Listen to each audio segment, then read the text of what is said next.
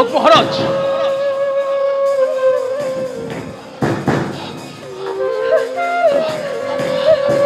মোর কথা মিছা নহয় মহারাজ।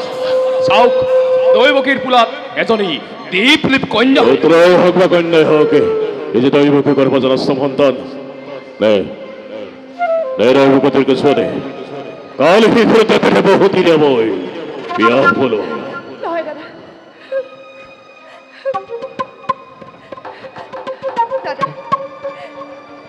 হেঁটি হেঁটি কৈ সতী অজান শিশুক ৰাক্ষসৰ দৰে ডিঙি চেপি হত্যা কৰিলা। মই তোমাক এবাৰো বাধা দিয়া নাছিলো, কিন্তু দাদা আজি এই কন্যাটিৰ জীৱন আচল পাতি ভিক্ষা মাগিছো। তাইৰ পৰানো তোমাৰ কি ভয় দাদা? দিয়া মোক তাইৰ জীৱন ভিক্ষা দান, বিমুখ নকৰিবা দাদা।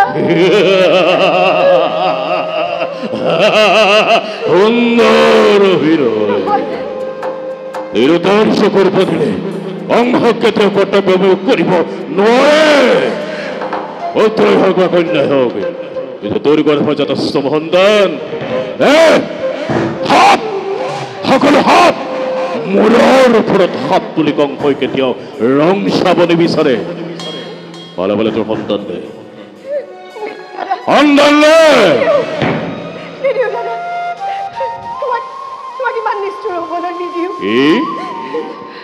নিদিয় তই কংস কেতিয়াও চিনি নাপালি। সন্তান দে, সন্তান দে, সন্তান দে, সন্তান দে, সন্তান দে, সন্তান দে, সন্তান দে, সন্তান দে, সন্তান দে,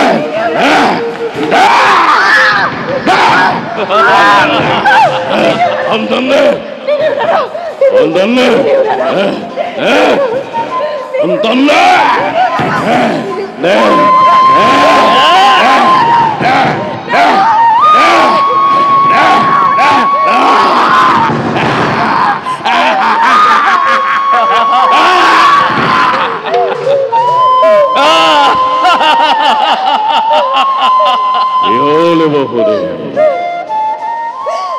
তুমি দেখোন প্ৰস্তৰে মূৰ্তি দৰে ভয় লাগিলা।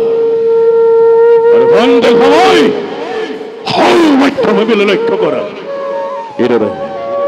কিদৰে তোমাৰ মই কন্যা সন্তানটিৰ ইহলীলা সমাপন কৰিম।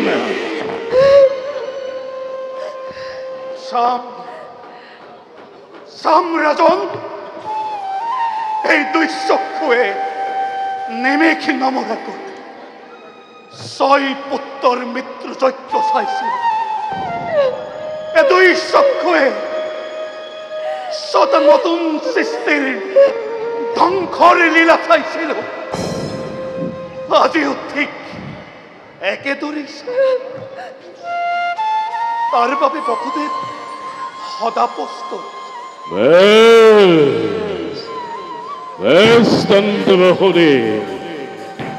আকাশৰ দেৱতা, পৃথিৱীৰ মনুষ্য কোনে আজি কংসৰ হাতৰ পৰা এই কালি শিশুটো ৰক্ষা কৰিব?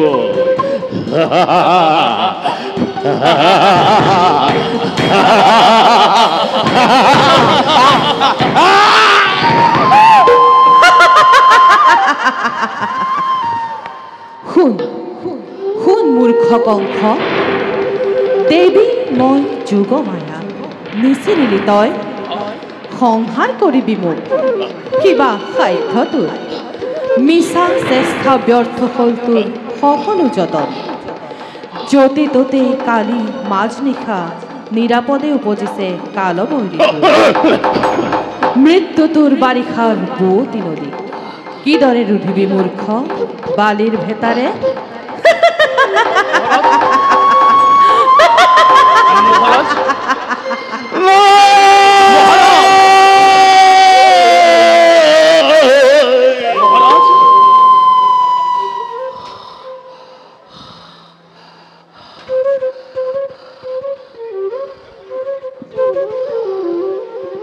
দেবতার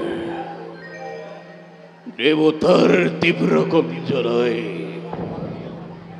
শক্তি খেলে সমপিন্ধে